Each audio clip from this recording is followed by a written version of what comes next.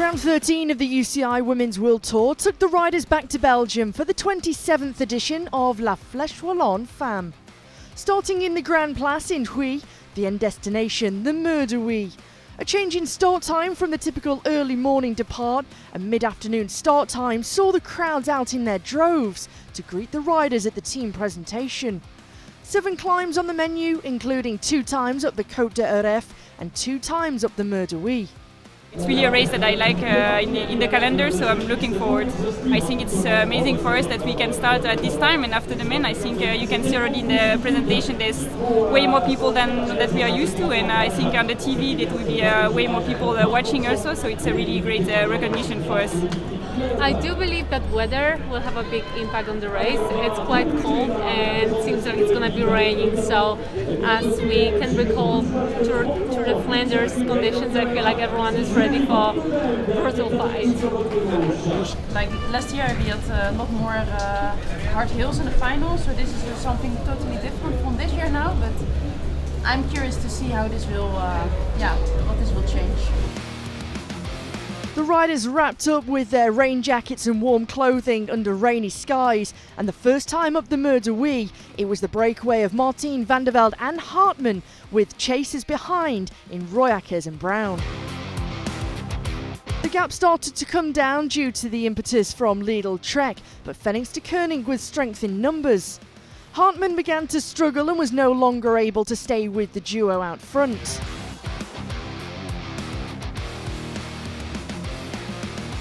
Into the final 14.9 kilometres in the final ascent of the Côte d'Aref, it was Rianne and Marcus who started to push on, Longo Borghini and Nuvia Doma reacting.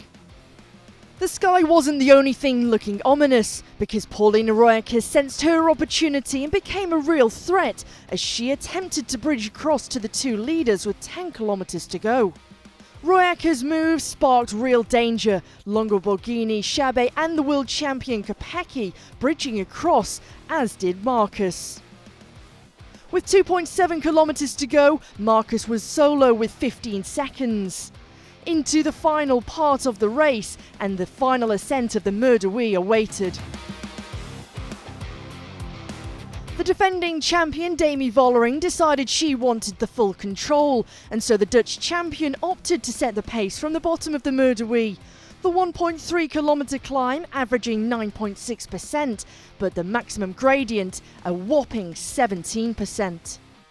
Thanks to the pace set at the front, one by one riders were unable to hold the pace, and eventually the elastic started to snap, leaving only a select few riders in the frame to try and take the victory.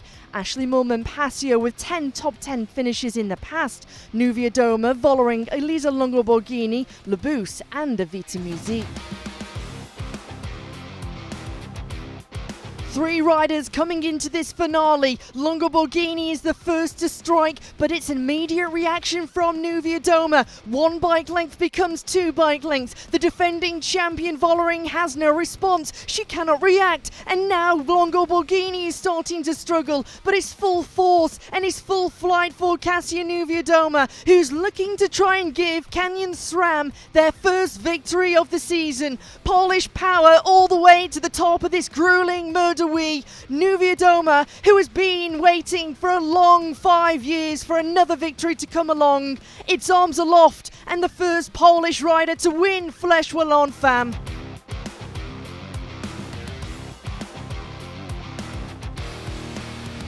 Joy, elation, emotion and resilience.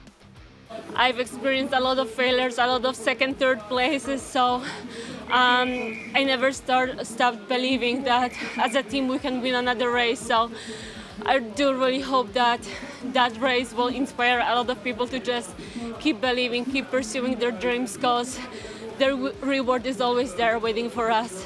The race was super brutal because as we started, it started to rain so hard and temperature dropped very low.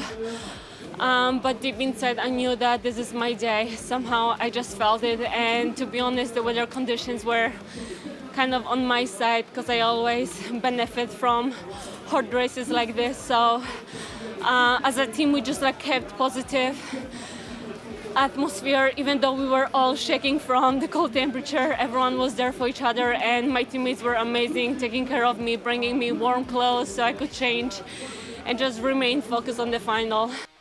From taking podiums in this midweek Ardennes Classic, Nuvia Doma finally takes the top step ahead of Vollering and Elisa Longo-Borghini as the snow started to fall. A 2-second gap in the end to Vollering, 4 seconds to Longo-Borghini.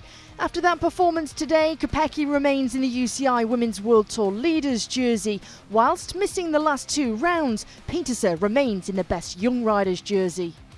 We'll see you on Sunday for the final of the Ardennes Classics, Liège-Bastogne-Liège.